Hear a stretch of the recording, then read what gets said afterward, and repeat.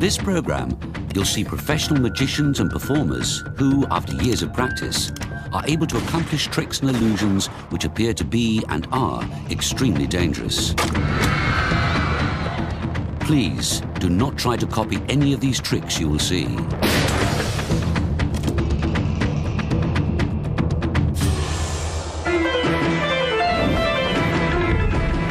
For centuries, magic has amazed and horrified audiences with dangerous illusions. Countless lovely assistants have been mutilated, sawn and beheaded in the name of entertainment. One of the oldest death-defying tricks is the Indian sword basket illusion. A girl is placed in a flimsy wicker basket, and then swords and spears are thrust through it. Danger, or implied danger, is a powerful attraction for those in search of a vicarious thrill. Magicians have always happily given the public what they want, and in the process, they explore primal fears within us all. This is danger that is ultimately safe. I see this, and yet I know deep down everything is really safe. The magician isn't putting the swords through the assistant. He's not really sawing her in half. It looks that way, and there might be stage blood all over the stage. But in magic, things are not always what they seem.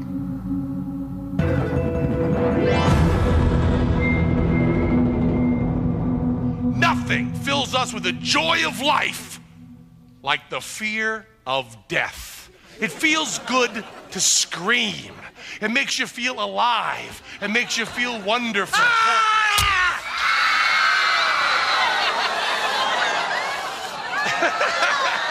Oh yeah, calm down. It's just a little bit of red paint in a squeeze bulb. It's no big deal. Quiet guy screaming, it's not a great deal. My partner Penn and I have always admired the honeybee. We think it's a beautiful thing for the same reasons that you find it in classical literature. You know, I think this is one of the eclogues devoted to beekeeping. The bee is a very lovely kind of animal to have on the planet, and we thought that it would be nice to do something with bees. And the only plot that we could think of was we thought that we should parody the way magicians vaunt their power by producing live tigers, by producing 100,000 apparently dangerous animals. Well, you want wild animals? We got wild animals. Tell her, Wilder Tiller, 1, 2, 3, 4, 6, 7. Okay. So they're not Bengal tigers, but they are alien, six-legged, hairy monsters capable of injecting your flesh with a deadly poison. Yes, they're bees. Aware that a sting in the eye could cause blindness and that multiple stings could even be deadly, Penn and Teller took every precaution to make this trick safe. So we went to an allergist, who incidentally declined to be named in any publicity because he didn't think this was exactly a legitimate thing for an allergist to do. But the allergist tested us for the stings of every kind of stinging insect.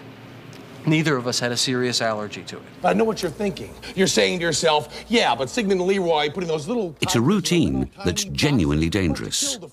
And meanwhile, of course, Penn and Teller are deftly performing magic tricks throughout. Let's do a number equal to every tiger Sigmund and Leroy ever produced. There we go. There's for all the ones they produced other times. And what about all the little bunnies and doves and kittens that they ever pulled out of anywhere? I think we've covered Sigmund We have to go step by step with these things. We began by wearing full beekeeper suits, with the hoods, with the full garments, with the thick gloves. And we got in and got used to the idea of the bees being around us, and we noted their behavior. And their behavior was that they never stung unless they were squished. While we're at it, let's go with Blackstone. You got your Copperfield, you got your Thurston, you got your Kreskin. I know what you're thinking, Kreskin's a mentalist, but I'm sure he pulled a bunny or two in his life. And besides, this bee right here reads minds at least as well as Kreskin. How about all the amateur magicians? Here's the amount of animals produced by all the amateur magicians. magicians in North America. And then we tried it without the beekeeper suits. And then we tried it without the gloves, but we discovered that if we didn't seal around our cuffs, bees would crawl in, and crawling in under the cuff is a dangerous sort of thing because the bee can get trapped, panic, and sting you. Ouch! Okay, we got South America, we got, ooh, there's Antarctica. Every animal produced in Antarctica is stinging me, right next to Greenland. And we also got Europe and Africa covered here. We also got Europe and Africa on my, Europe and Africa. And what about Australia? We'll put another bee on the Barbie. Now, I can't say that in the heat of performance, we didn't get a few stings. I got one somewhere on my scalp. I think that was about the time that I was dumping a large container, I think a top hat full of bees on my head. No, it was a pot. It was a pot of bees that I was dumping on my head. We have 1 million bees in this. Okay, it's not 1 million bees, it's more like 100,000 bees. It's still more animals than produced by all the magicians. Okay, now it's 1 million bees. Sigmund and Leroy, you are wimps. It is your move, and Satan's shot. You know, Penn's very animated, and I think during the course of his animation, he got stung some 20 or 24 times, which is not pleasant. My favorite of his stings, of course, was that he was talking so enthusiastically that one actually flew into his mouth, got trapped, and stung him on the roof of his mouth. The only reaction he had was that his, well, how shall I say, all right, I'll say it, his scrotum swelled up, and he very proudly showed it around backstage. There's another kind of animal we want to do, too, and that is a rabbit out of a hat. There's nothing at all scary about a rabbit, is there? Well, how about this rabbit, huh? I wonder how many children watching tonight are going to be talking about that to a court-appointed psychiatrist. There we have it. Don't try this at home.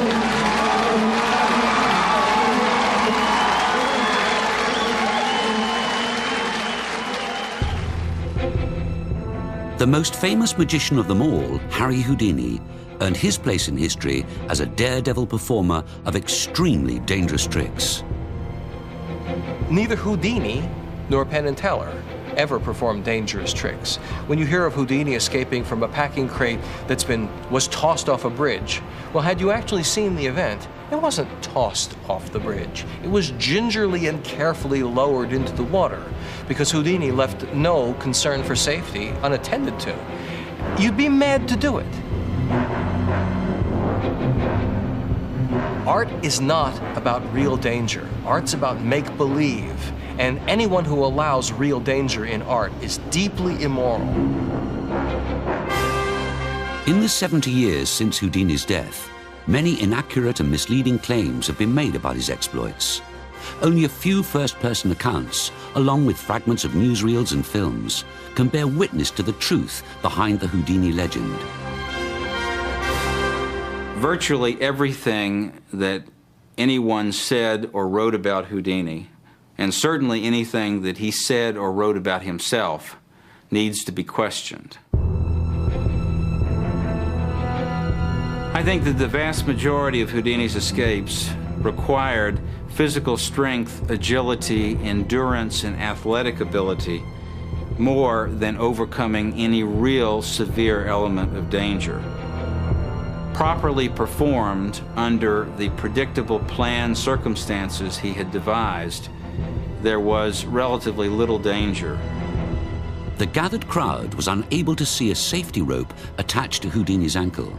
So great were his skills as a showman that not one of the thousands of people below ever suspected that Houdini was in fact in no danger at all. But some tricks were truly dangerous. His Chinese water torture cell escape was the trick in Houdini's show that carried the greatest risk. A reinforced glass box resembling a telephone booth was filled with 250 gallons of water. Houdini, securely fastened by his ankles and handcuffed, would then be lowered headfirst into the water. The torture cell was securely locked and covered. Eyewitness reports claim that Houdini would remain underwater as long as 5 minutes before escaping and revealing himself to the frenzied audience. Only a handful of modern performers have ever attempted this escape. We decided to do a version of Houdini's water torture cell. So we rehearsed that and built the props, and we taped it. And it was a very bad idea, I think, to go underwater. It's not something I would do in my show, in my live show. I just can't see doing that twice a night. It really was dangerous. I remember when we were taping the trick, when I went under the water and they locked the lid on, the cameras were rolling, I remember thinking to myself, what was I thinking? Why did I ever agree to do this? Ready, Simon? Yeah.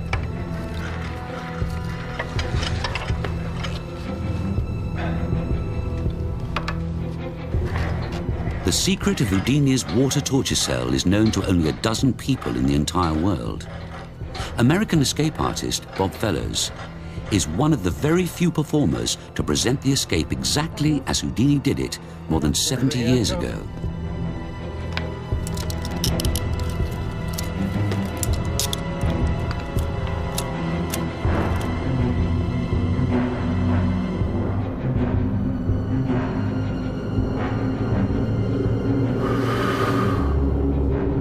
Hold on. Go.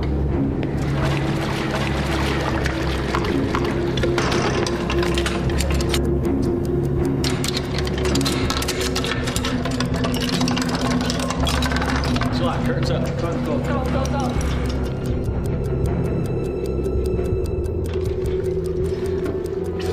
We're at 35 seconds. 1 minute, raise the curtain.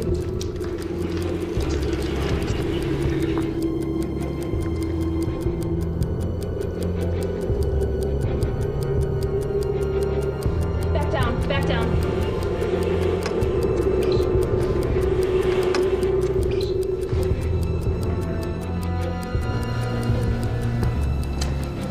One minute, 45 seconds.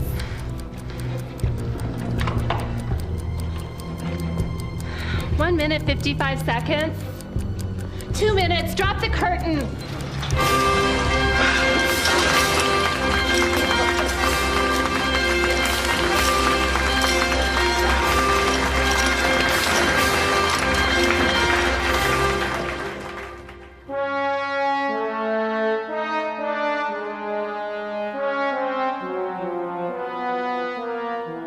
The illusion of decapitation has always featured heavily in magic history, especially in the 19th century. Many magicians realized that a baffling illusion, a splash of stage blood, and some genuine risk to life or limb would guarantee a packed theater. Magicians have long known that in a dark and smoky theater, a horrified audience usually cannot perceive that the severed head is not real. In magic, you don't ask someone to look at a stick and pretend it's a sword. In magic, if you see something that looks like a sword on stage, you take that as real, and it's often demonstrated to be real. And when you cut somebody's head off with it, it's quite startling because it looks real. First recorded in ancient Egypt, the decapitation illusion is one of the oldest in the history of magic and is still very popular today.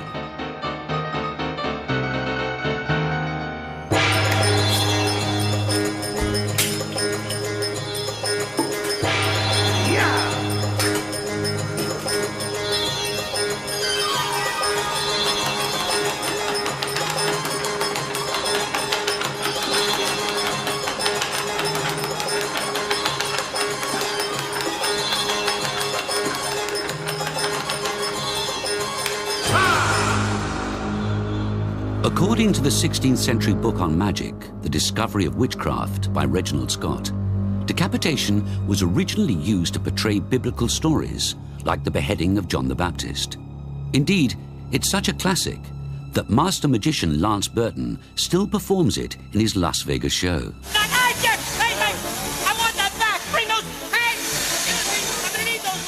It consists of a magician removing someone's head and placing it on a table.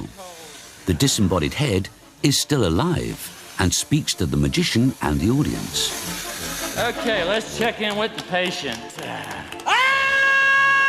ain't got no body! Well, at least his singing voice has improved. Sophisticated modern audiences are still entertained by this old illusion, though nowadays it's usually performed as comedy. In the past, magicians embellished decapitation illusions with graphic storylines and grisly methods. Reenactments of human sacrifices led almost inevitably to public execution with guillotine blades. In the 1950s, the dramatic lighting, music, and stage presence of South American magician Ricciardi elevated the decapitation illusion to the cutting edge of the art.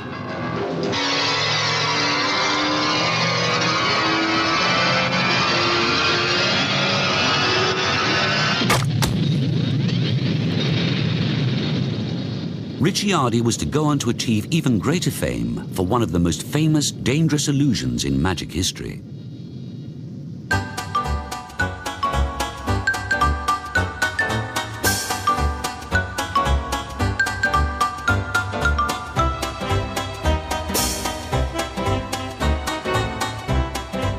The classic illusion called sawing a woman in half has been presented in many different forms by many performers.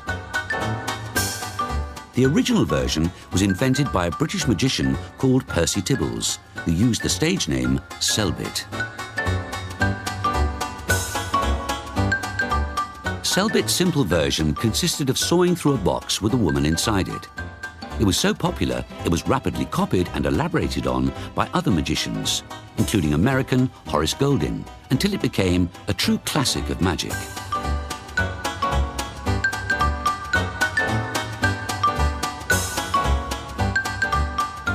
Horace Goldin, a rival of Selbit's, devised a new method of doing the trick, in which the two halves of the box were separated. Throughout the trick, the woman's head and feet were visible, making his version that much more convincing.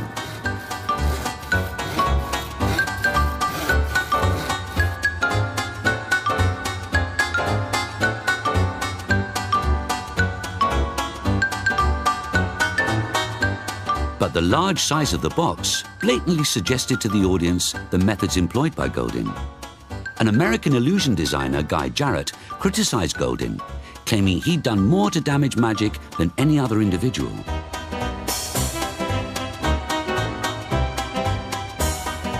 Selbit was not discouraged by Goldin's improved version, and he resolved to take the illusion to America. Unfortunately, Goldin got there first and patented the trick. When Selbit arrived in the States, he found that Goldin had sent out several touring companies specifically to perform the sawing illusion. By the early 1920s, numerous rival magicians, franchised by both Goldin and Selbit, were sawing ladies in half all over America. The rivalry between the two men continued and even extended into matters of publicity. Goldin kept ambulances, doctors and nurses in attendance at all his theatres. Selbit countered by employing a man to casually empty a bucket of stage blood into the gutter as the theatre queues watched in horror. This rivalry could easily be misconstrued as blatant copying. Copyright infringement and creative piracy is still a problem that plagues magicians today. Copyism is not any form of compliment. Imitation is the sincerest form of flattery? No. If someone is copying something that you've developed for your act, they're basically stealing your work. And stealing that is no more of a compliment than it is if you came to my house and stole my television. Even worse than magicians stealing ideas from each other was the danger that the public might find out just how the tricks were done. If it ever became common knowledge how to saw someone in half, a lot of magicians would be out of business. Danish-born magician Dante had his own particular way of dealing with spoilsports who tried to reveal his magical secrets. During the 30s in America, Camel Cigarettes put out an expose in the newspapers on how tricks were done. Dante was working in New York doing sawing a woman in half at the time. And every night, he would go on and prove to them that what they saw in the paper was totally incorrect, and the people would go out of the theater saying, I have no idea how that was done, and it was exactly what was exposed in the paper, but he was able to condition them and prove to them it wasn't so. Dante performed the sawing illusion throughout his long career, usually with the help of Australian beauty queen Moyo Miller as his assistant. Do you know, the other day I was wondering how many times I had been sawed in half. So I got my little calculator out, and we calculated on a basis of 23 years, 1 show a night, 2 shows a night for 3 years in England, 2 matinees at least a week, and Lord knows how many times we did the 4 shows and 5 shows a day during the war years. I came up with 11,800 times. I think that must be pretty near a record. After the Selbit Golden feud, Dante resolved to never allow his act to be copied or plagiarized.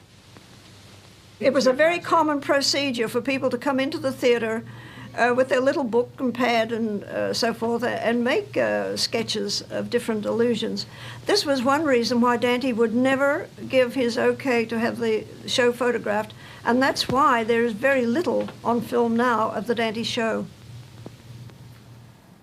Even though Moyo Miller retired with Dante in the 1950s, she was last sawn in half in 1993 for a special magic performance. Dante always said, sawing a woman in half is not the problem. Anybody can saw a woman in half. The problem is putting her back together again. The sawing illusion has come a long way since the big wooden box days of Goldin and Selbit. The thin model sawing is perhaps the best known example in which the box the girl is contained in appears to be very thin, offering no room for another girl to be involved in the performance or any other method the audience might imagine. In fact, it's one of the most baffling versions of the trick ever invented and elevates the classic illusion to its highest level ever.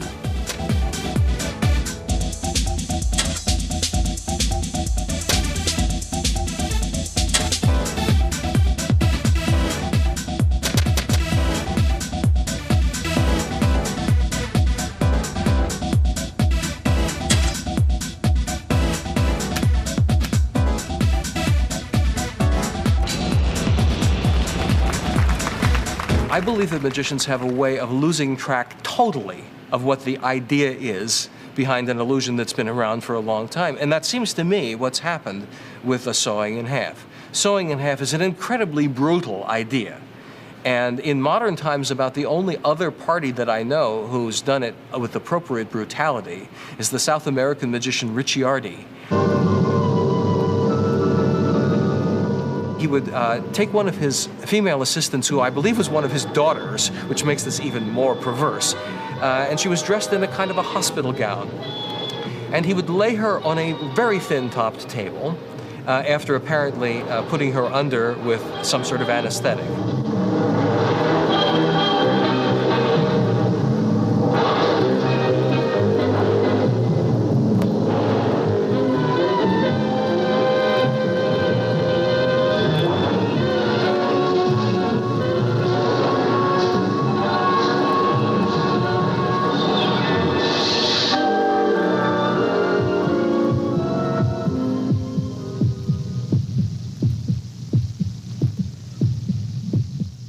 He then brought out a huge circular saw, and before the eyes of the audience, ran the circular saw forward, sawing a groove in her right about the hips. Not all the way through, mind you, not a cutesy, oh, let's sever her completely and show the halves, but just a totally, hideously plausible gash about that deep in right about the hips.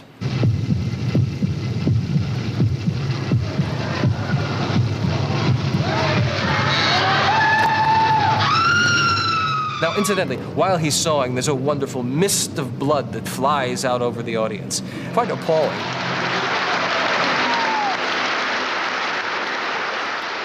He then invited the audience up onto the stage and take a close look. And lo and behold, the next 15 minutes of the show, the audience would come up, and almost every single person would want to file past and see what was there. Now, of course, it was an illusion. You know, Ricciardi used to spend much time in abattoirs getting the appropriate interior for this gash. But the audience would come by and gaze in. Simultaneously, two of Ricciardi's assistants would pick up the corpse of the woman, raise her vertically. The front of the gown would fall down in front of her abdomen, and there was an enormous, almost menstrual stain in front. It was a god-awful, dreadful sight. And the curtain would come down, and that was the end of the show.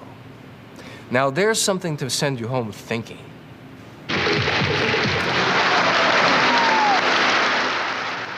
The public doesn't usually have the loftiest opinion of magicians, and that's because they've often seen very bad ones perform. They've seen the birthday party magician who screws up his tricks. They've seen the obnoxious stage magician who invites a woman up onto the stage and then makes snide and flirtatious remarks. They've seen magicians very badly dressed, performing to very bad music and doing highly insulting things. I mean, when you take a woman and stick her in a box, well, first of all, that's rude. And then when you proceed to sever that box into several pieces with a large, vicious saw, well, I'm surprised that there aren't feminists picketing every one of those shows. I think deep down within each and every one of us, there's kind of a shadowed sort of desire to push our own boundaries, our own personal boundaries. Some people have different kind of dark secret desires. Some people desire to be controlled.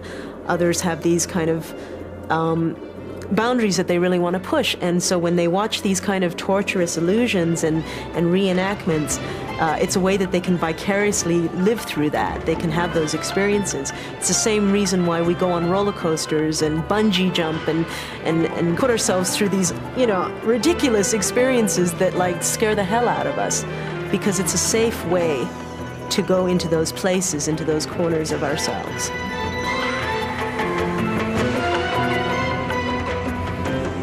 Gore on stage, and death for that matter on stage, is a celebration of the fact that we can present the image of death. We can look at the apparent image of death and be perfectly safe and happy. All of that stuff is a celebration of life, and it's a celebration of art. And it's done in a beautiful red color.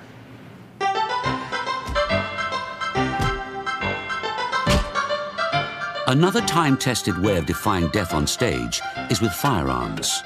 From cannons to pistols, all calibers have proved popular with theatre and circus audiences.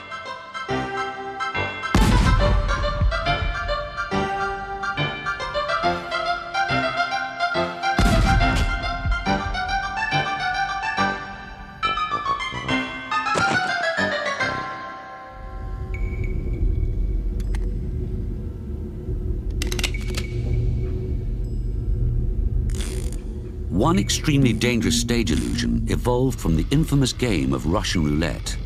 A live bullet is loaded into a revolver, the chamber randomly spun and fired at the head of the magician. In theory, a combination of mechanical and sleight of hand methods prevents any chance of an accident occurring. In theory, that is.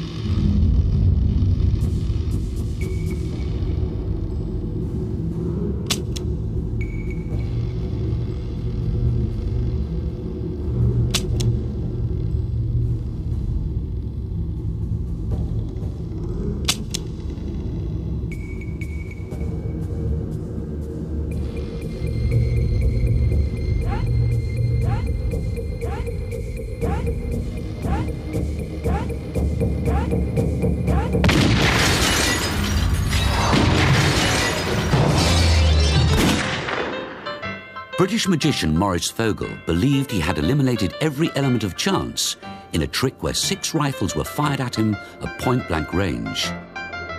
Apparently, using telepathy, he removed the rifle that contained the live round. But more than once, the trick went disastrously wrong. For the rest of his life, Vogel carried the scars of near-fatal calamities. His worst accident occurred when he was shot between the eyes. Thanks to a talented surgeon, he survived, keeping the pellet as a macabre souvenir.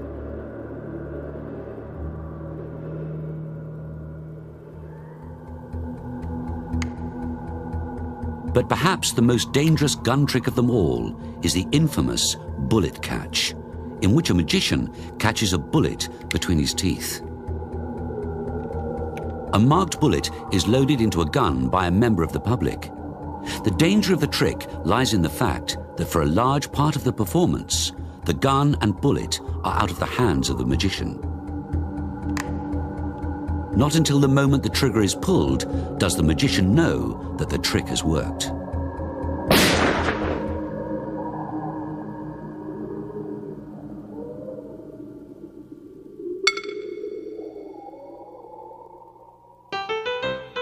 First performed in France in the 16th century, the bullet catch has thrilled audiences all over the world.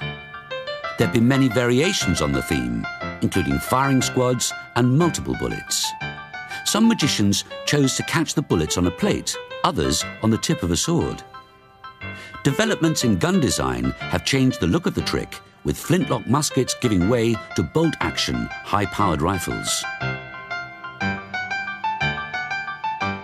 But the one constant of the trick is the extraordinary amount of nerve required by the magician. Even though you know that you've done everything right, when that stranger you've just met is standing across the room, pointing the rifle at you and about to fire the bullet that he has loaded into the gun, it's an unnerving experience, and one that I would not particularly want to do very often. And with good reason. The bullet catch is said to be the only trick in all of magic that is cursed. Over the years, at least 12 magicians have died, and countless others have been badly injured. As a result of mechanical failure, human error, or even overzealous audience participation, unlucky magicians have fallen victim on stage before horrified audiences. This may be the reason why the bullet catch is very rarely performed nowadays, although there are still a few bold magicians who specialize in this particular trick. The many tragedies, accidents, and disasters associated with the bullet catch have provided other magicians with a rich source of black humor. My two favorite stories of bad things that happened in the bullet catch are the magician who used to do the trick. At one point when the trick was done with muzzle-loading guns, one magician used to do it by the method where you put the ball that's going to fly through the air into the gun, and then you ram it in with a ramrod, and the ramrod was so contrived as to sneak the ball right out of the gun. And this fellow thought, well, the ramrod's a little bit obvious as a prop. Maybe I'll use my magic wand. And so he had a magic wand that was black ebony with ivory tips, and he had a little ball of wax on the end of one of his ivory tips. So he rammed it into the gun, pulled it out, and sneaked the ball out in his hand, stuck to the wax. He then rammed the other end in, just as a little extra precaution, and didn't happen to notice that the other end of his wand broke off and was there in the gun, and the ivory tip of his wand was fired straight into his face. That's one of my favorite stories about the bullet catch. My other favorite story is the fellow who was doing it at a Wild West show, and someone just stood up in the audience, and after the magician had successfully caught the bullet on stage, said, "Hey, catch this!" and bang, shot him.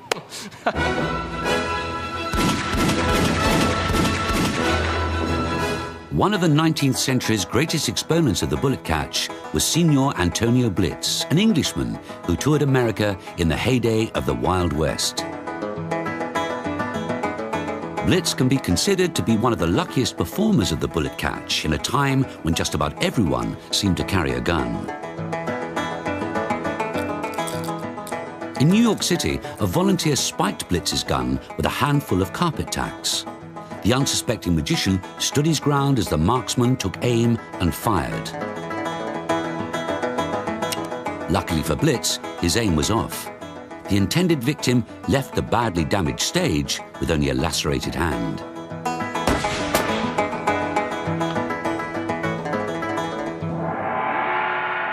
But the most famous bullet-catching magician of all was Chung Ling Soo.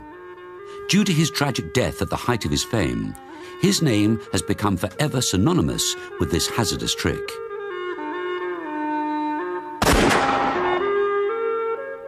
The tragedy happened when Chung Ling-soo performed on stage at the Wood Green Empire in North London.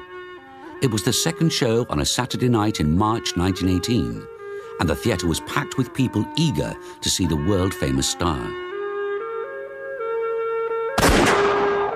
The climax of Sue's performance was his version of the bullet catch. In the trick called Condemned to Death by the Boxers, Sue was the target of a Chinese firing squad. 2 bullets were marked and checked, loaded into the guns and handed to the marksman. On the fateful night Chung Ling-soo was shot, one of the gunmen was 17-year-old Jack Grossman. Quite a lot of people went out of the theatre really didn't know what had happened. They didn't realise he'd been shot and killed. They thought it was the end of the performance and quite a queer way of ending it. The audience thought it was all part of the act. But as he went down, Sue apparently called, "Oh my God, something's wrong." The stage manager then rang down the curtain. They then saw there was blood pouring from his chest. The bullet went right through him. He was wrapped in a curtain they found off stage, and then as quickly as possible taken to the local hospital. We were removed from the stage after half an hour with my close assistant who was also firing a gun at him, and taken to the police station and kept there all night. And we were only released in the early morning when we were told that Chung Ling-soo had died and they didn't need it anymore. The police concentrated on the circumstances of the tragedy and especially on the rifles. As news of the star magician's death spread all over the world, a government firearms expert was called in to examine the weapons. Chung Ling-soo looked after those 2 guns himself. He wouldn't let anybody else handle them. He kept them in his dressing room, he prepared them, and only released them on stage to his Japanese stage manager. During the official inquiry, the firearms expert Robert Churchill had quickly discovered the reason why Sue had been so secretive about the guns. They had in fact been altered. The entry to the barrel, where the percussion cap would normally fire the charge, had been sealed off, and a channel had been bored into the ramrod tube below. When you pulled the trigger, instead of firing the charge in the barrel, you fired a charge in the ramrod tube. And unbeknown to anyone, Sue had put a blank charge in the ramrod tube. So that, in essence, what happened was the bullet was never fired and Sue produced a duplicate. At the end of every performance, Sue would secretly remove the marked bullet which was still in the barrel. Churchill discovered that he had used the unorthodox method of unscrewing the breech of the gun rather than extracting the lead bullet with a corkscrew attached to the ramrod. This avoided damage to the marked bullet, but these repeated unscrewings of the breech led to considerable wear of the screw threads. After 12 years of continual performance, the whole assembly was extremely loose. Another problem was that Sue favored a very fine grain gunpowder. Had he used a coarser grain, then the tragedy might never have happened. The fine grain trickled through the worn screw thread into the barrel itself.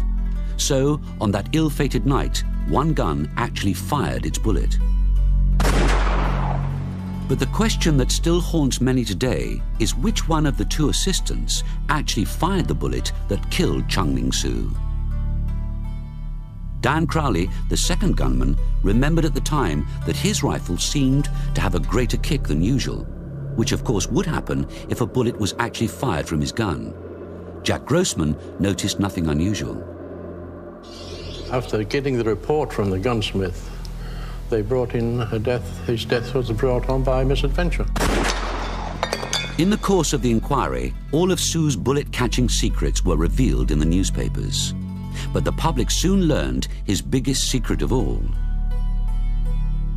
Everyone assumed that Sue was Chinese. Off stage, when he met reporters, he would talk gobbledygook to them, which his Japanese assistant would then obligingly translate into broken English. Sue seemed to be the epitome of a Chinese magician. On the Monday morning, when the news broke in the papers that Chung Ling-soo had been shot and fatally wounded, And it went on to say that Sue was, in fact, an American, William Ellsworth Robinson, born in New York City. This was quite a shock of a second nature. Here, their hero had been shot. Secondly, he wasn't the man they thought he was. Robinson had learned his trade working with many great magicians of the 19th century. He invented a few minor illusions, but achieved little personal success as a performer. Seeing the popularity of other Eastern magicians, some real, others bogus, Robinson decided to exploit the public appetite for all things Oriental. He assumed the identity of the mysterious Chinese conjurer, Chungling Su, and his career took off. One of the sad features of Sue's death was that there began to appear in newspapers and books speculation as to whether he'd been murdered or whether he'd committed suicide.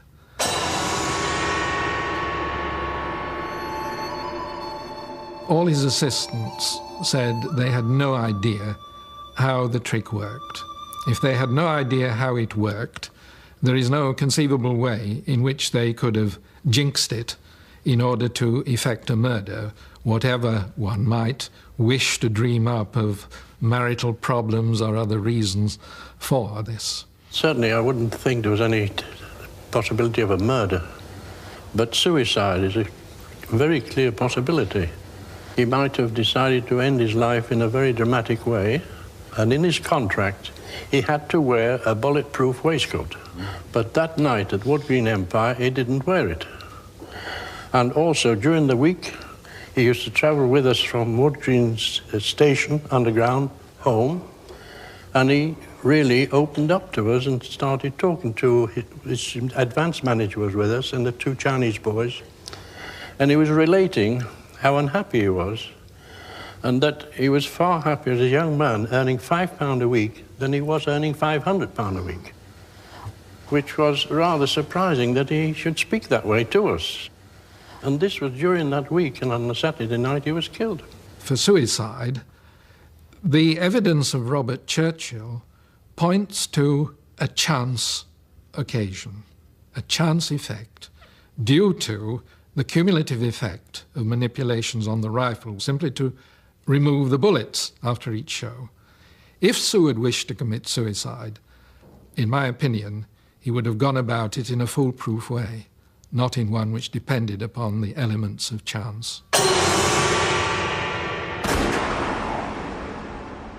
When the news of Sue's death reached his rival Houdini, the escape artist announced that he would perform the bullet catch. But Houdini's mentor and teacher, Harry Keller, urged his protege not to try it, claiming it was too dangerous and left too much to chance.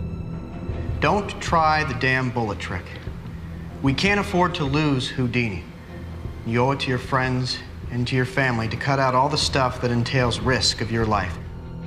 Houdini took his advice and never performed the bullet catch. By the 1930s, magician Ted Anneman took the bullet catch to a new level of realism. He performed outdoors in daylight with highly skilled police marksmen. He was a very moody and troubled person who had an unfortunate and sad life, but he was a very creative innovator in magic, particularly mentalism. The significance of Ted Anneman's version of the bullet catching trick is that it was one of the most closely guarded secrets in magic in the 20th century.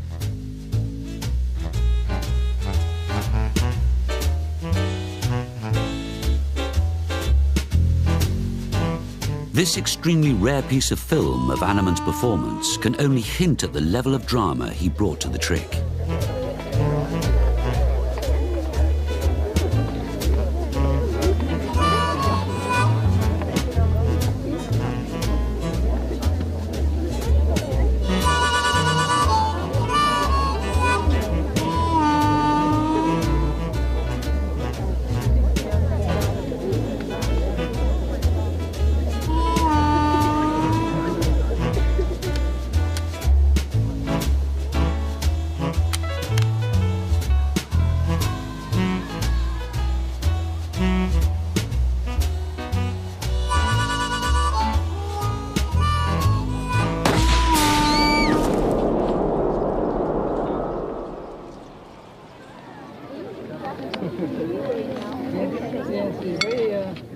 Although Anneman performed the bullet catch only 4 times in his career, his is still considered one of the most dramatic presentations of the trick ever witnessed.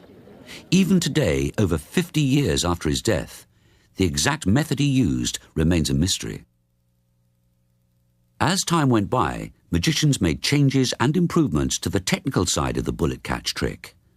Often a glass or plastic screen between the gun and the magician proved that a projectile had really been fired. I have a sheet of glass. I'll put the glass between you and that bulletproof backstop. Right about here. All right. That's held up at the level of my head. Yes. Now, I'm sure that your marksmanship at this close range is perfectly adequate.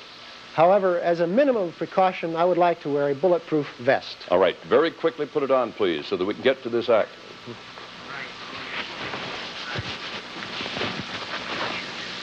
And to protect my eyes, some goggles. Now, I will be holding this handkerchief.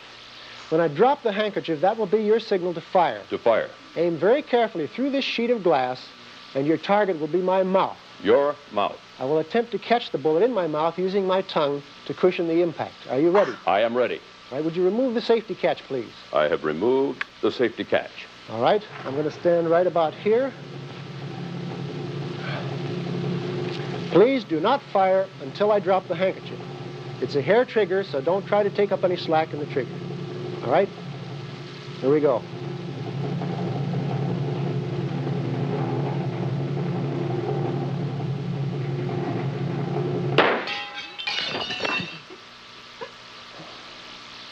Wait a minute. He's all right. Good God. That is a horrible sensation. Are you all right? And there is the bullet. Let me check the bullet to see. My initial G on the end of the bullet. Good. That is a horrible experience. You may keep that for a souvenir. Horrible experience. Would you open the gun, please? I will open the gun. Push hard. I'm so nervous I can hardly get it open. Meticulous attention to safety has allowed professional bullet catcher Dorothy Dietrich to perform the trick on an almost daily basis without mishap.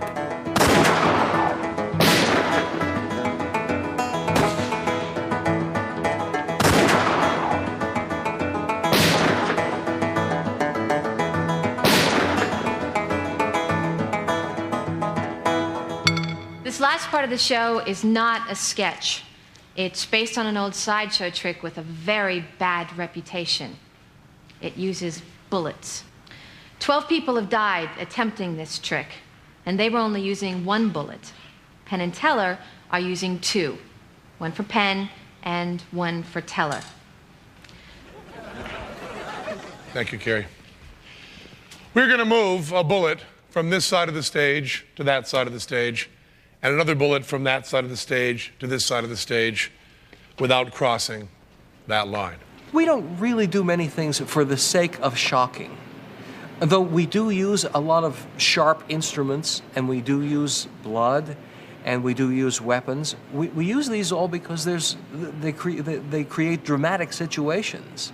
When you see a magic act very often, there's nothing even remotely dramatic about it. I mean, what's dramatic about somebody pulling out one pigeon after another, or pulling out little silk handkerchiefs and tying knots in there?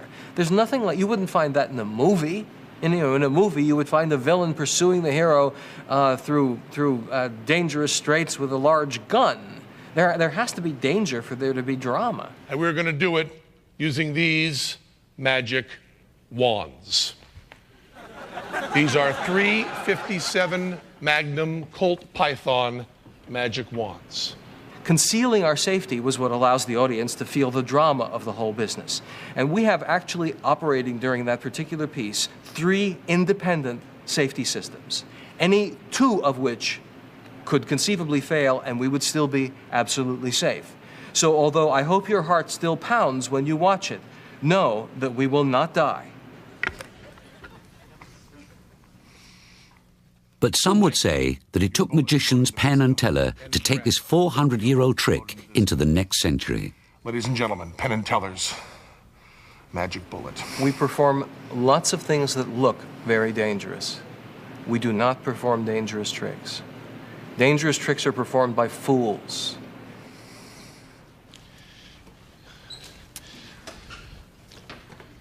Cameras, walk away. The modern audience's hunger for danger seems utterly endless. Thanks to safety devices and advances in technology, it is an appetite that some talented magicians can satisfy and still survive.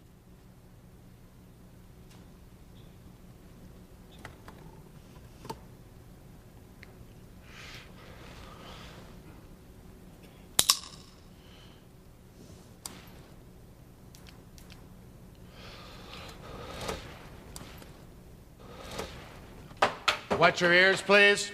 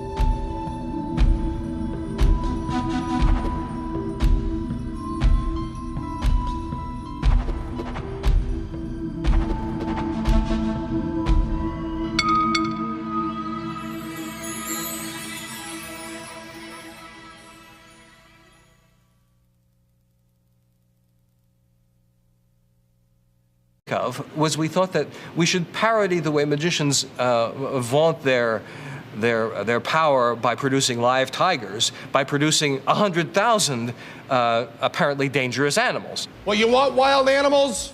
We got wild animals. Tell her, Wilde Tiere, 1, 2, 3, 4, 6, 7. Okay, so they're not Bengal tigers, but they are alien, six-legged, hairy monsters capable of injecting your flesh with a deadly poison. Yes, they're bees. Aware that a sting in the eye could cause blindness and that multiple stings could even be deadly, Penn and Teller took every precaution to make this trick safe. So we went to an allergist who incidentally declined to be named in any publicity because he didn't think this was exactly a legitimate thing for an allergist to do. But the allergist tested us for the stings of every kind of stinging insect. Neither of us had a serious allergy to it. I know what you're thinking. You're saying to yourself, yeah, but Sigmund and Leroy putting those little... It's a routine that's genuinely dangerous. And meanwhile, of course, Penn and Teller are deftly performing magic tricks throughout. Let's do a number equal to every tiger Sigmund and Leroy ever produced. There we go. There's for all the ones they produced other times. And what about all the little bunnies and doves and kittens that they ever pulled out of anywhere? I think we've covered Sigmund. We have to go step by step with these things. We began by wearing full beekeeper suits, with the hoods, with the full garments, with the thick gloves. You know, Penn's very animated, and I think during the course of his animation, he got stung some 20 or 24 times, which is not pleasant. My favorite of his stings, of course, was that he was talking so enthusiastically that one actually flew into his mouth, got trapped, and stung him on the roof of his mouth. The only reaction he had was that his, well, how shall I say, all right, I'll say it. His scrotum swelled up, and he very proudly showed it around backstage. There's another kind of animal we want to do, too, and that is a rabbit out of a hat. There's nothing at all scary about a rabbit, is there? Well, how about this rabbit, huh? I wonder how many children watching tonight are going to be talking about that to a court-appointed psychiatrist. There we have it. Don't try this at home.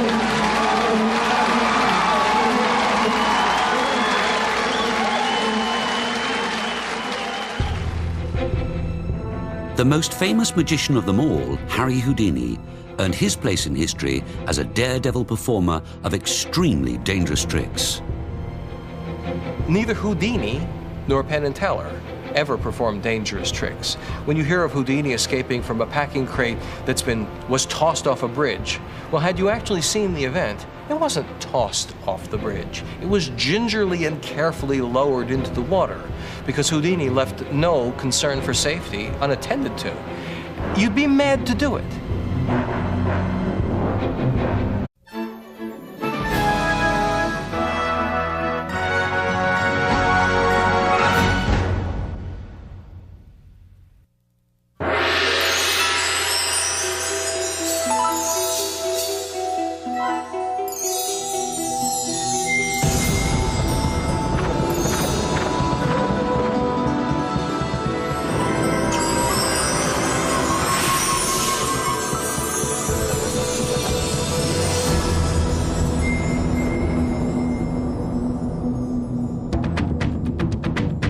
In this program, you'll see professional magicians and performers who, after years of practice, are able to accomplish tricks and illusions which appear to be and are extremely dangerous. Please do not try to copy any of these tricks you will see.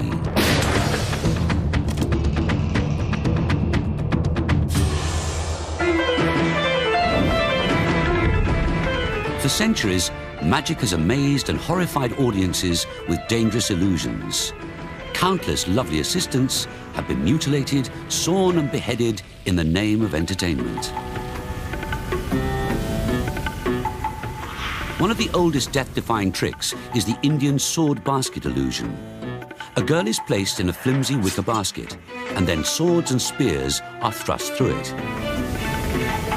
Danger, or implied danger, is a powerful attraction for those in search of a vicarious thrill. Magicians have always happily given the public what they want, and in the process, they explore primal fears within us all. This is danger that is ultimately safe. I see this, and yet I know deep down everything is really safe. The magician isn't putting the swords through the assistant. He's not really sawing her in half. It looks that way, and there might be stage blood all over the stage. But in magic, things are not always what they seem.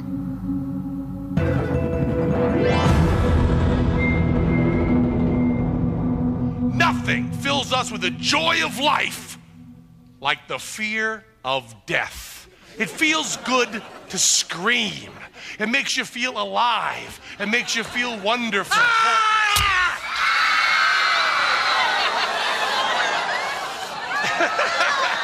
Oh yeah,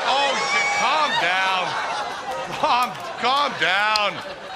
It's just a little bit of red paint in a squeeze bulb. It's no big deal. Quiet guy screaming, it's not a great deal. My partner Penn and I have always admired the honeybee. We think it's a beautiful thing for the same reasons that you find it in classical literature. You know, I think this is one of the eclogues devoted to beekeeping.